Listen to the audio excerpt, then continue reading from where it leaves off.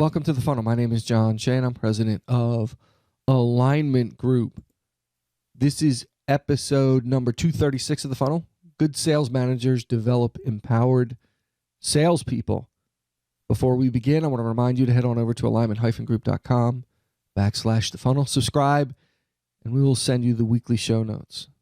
So you can take this podcast to the gym, jump on the elliptical, and know that in your inbox, you'll have the show notes. You can always come to the website, read the blog pages, as well as the blog on the podcast. We do have that. And a video, link to the video of the podcast. So you have many choices to read, listen to, and watch The Funnel. Our agenda, coach or fixer. Empowerment improves productivity. Change the culture, how to implement. So are you a coach or are you a fixer? That's a big question. I know in the past I was a fixer. I could tell you story after story about myself as a sales manager because that's what I was taught, right? You have a problem, you go to your sales manager, and the sales manager fixes it. Whatever that problem is. Let's say it's a customer issue and you don't want to have that conversation. So you go to the manager calls the customer and fixes it, feels really good. They feel powerful and important. Got a big smile on their face, and that's why I get paid the big bucks, right? And that's what most of us were taught with our managers. We were taught that the managers fix the broken stuff. If I need help closing, the manager comes in and closes. There were sales reps on the team that managers pretty much closed every deal. I know one manager that, I had to break that habit who worked for me, who would go out and close the deal with a rep and then send out the all points bulletin email to myself, the rest of the team, as well as up the food chain, and everybody would be cheering on. Great job. You got that $200,000 deal. You're the best, blah, blah, blah. Never a mention from the manager, the sales rep, and what the sales rep contributed. Oftentimes, that behavior is facilitated through the relationship, right? If you're a manager, do you put out fires? Is that how you spend the vast majority of your day? Is that your biggest complaint? I don't have time to do anything between email and text messaging and phone calls. I can't seem to get anything done. And here's the problem. You don't get any work done. You go 60, 70, 80 hours a week because that's all you're doing. And you still have your other stuff to do. And you're creating a sort of, you're turning your sales rep into the victim, right? I have this problem, you need to fix it because blah, blah, blah, blah, blah. Now, some of it's sales related, right? It's the field stuff. And sales managers don't want to lose that all important revenue. I get it. I do get it. I can't empower a sales rep or take the risk of empowering a sales rep to make those decisions and get things done and risk losing that deal, because if I do that, then I don't hit my number and the world is going to end. I'll lose my job and all of that good stuff. Yes, to some degree that's true. If you don't get to the number, you lose your job. But if you're consistently putting out fires and doing the work for them, you're never going to grow beyond where you are today.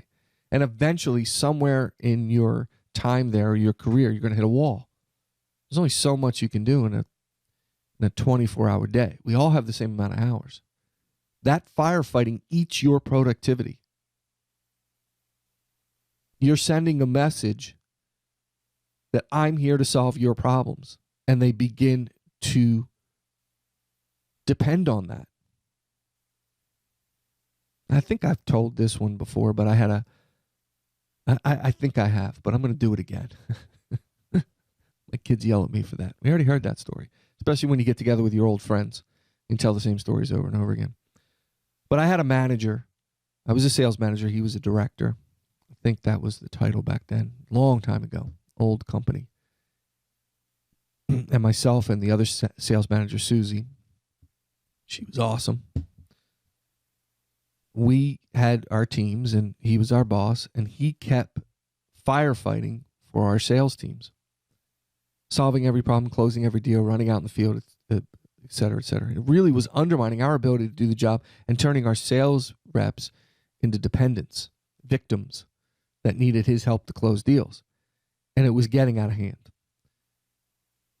So we decided that anytime a sales rep had a problem, we sent him over to him. Just go to him. We actually encouraged it to the point where his office would have a line 3 or 4 sales reps deep, some days 7 or 8. Then one day he walks in and said, I need a quick meeting with the two of us. Grabs us, goes in the conference room, and is holding his head, saying, my head is going to explode. I can't take it anymore. They keep coming to my office. You guys got to help. And we said, how about this? How about we set up a plan, a program, where if the reps come to you for firefighting issues, you send them to us, and we'll take it from there. Now, for my part, that's where I really learned to start letting go of things like that and asking them the right questions to help them learn how to solve that problem. He is a great example of what happens when firefighting gets out of control. He couldn't do anything else. He had no time to breathe. They were lining up outside his office. It's like going to the doctor, right? Unless you have the first appointment of the day, you're in trouble. Because they're always 15 minutes behind. The first appointment. Then the second, it's another 15. And by the end of the day, that 4 o'clock appointment turns into a 5:30, right? It's the same here. You're putting out fires all day. How do you get anything else done? How do you plan? How do you build strategy? How do you get training and coaching and development in place? You can't, because you're putting out fires. So don't be the fixer. Be the coach.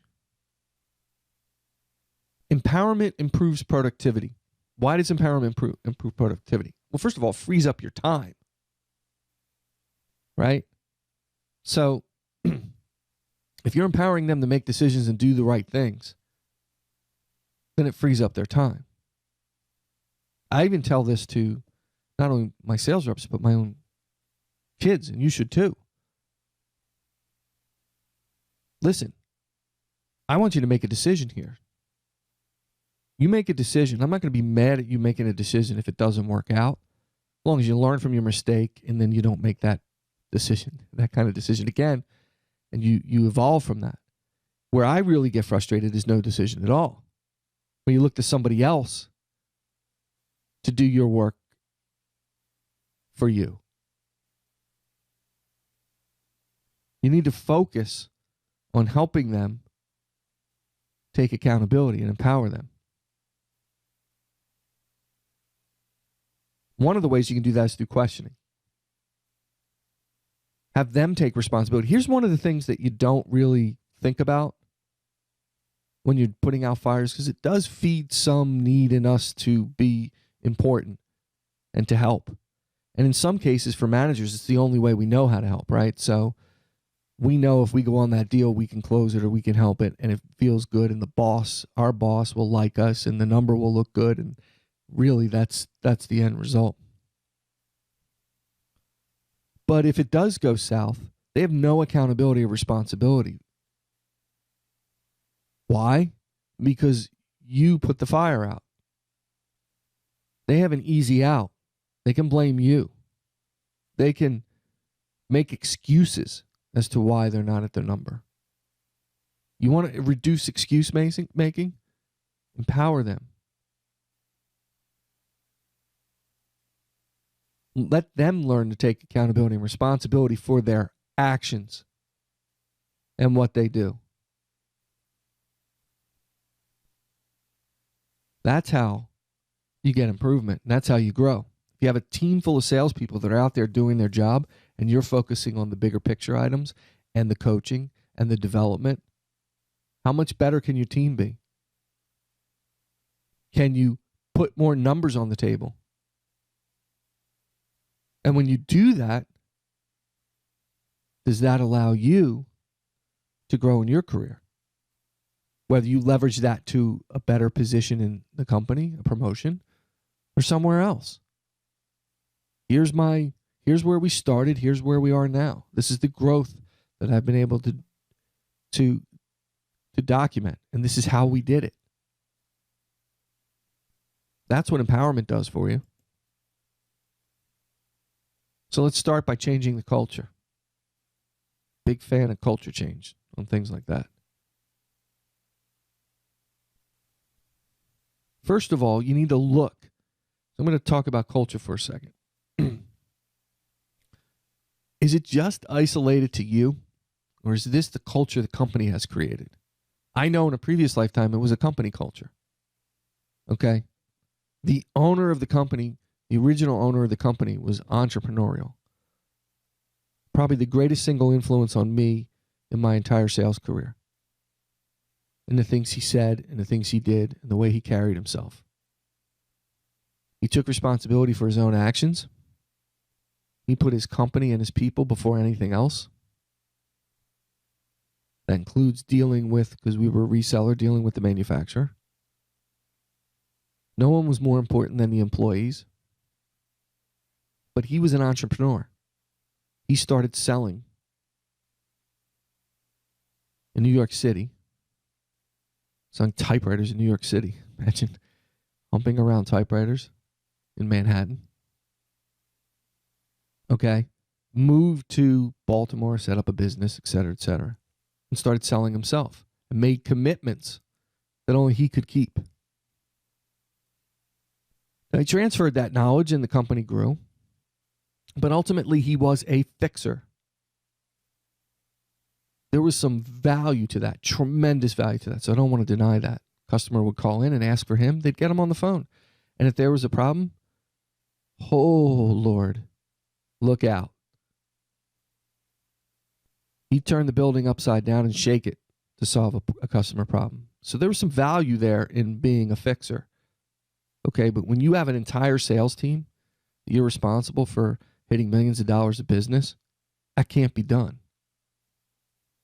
So culturally, that was the image. I think a lot of the sales managers had a problem understanding the difference between what he did and what we did. And I would say that that was a problem in other areas of the company as well, in other departments, because people looked at him as the fixer, and they felt like they needed to be the fixer in their departments. So it wasn't just isolated to managers. So the question is it isolated to you? Is it what you've learned, or is it a cultural issue? And those are two big issues, right? If it's just you, you can fix that easily. If it's a cultural issue, you're going to try to fix yourself first. It's not your job to change the entire culture of a company when you're a sales manager. But you can at least start with your team. Why would you do that? Well, for one, once you start showing success, then you can expand that and explain what you've done and how you've done it. Empowerment is front and center here. The idea is to just understand, what I'm telling you is to understand where you are in your company. Maybe you own the company and you're the manager of the salespeople and you're the one that's the fixer. Okay. But maybe you're in a larger organization and that's the culture.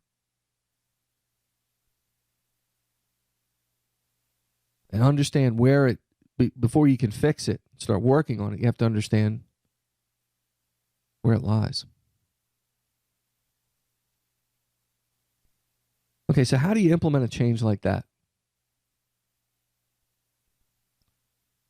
I would say there are some pretty easy ways to do this.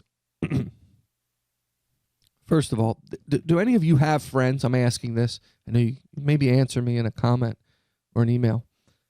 Do any of you have friends that just ask questions all the time and they have a way of getting information out of people? It's like so amazing.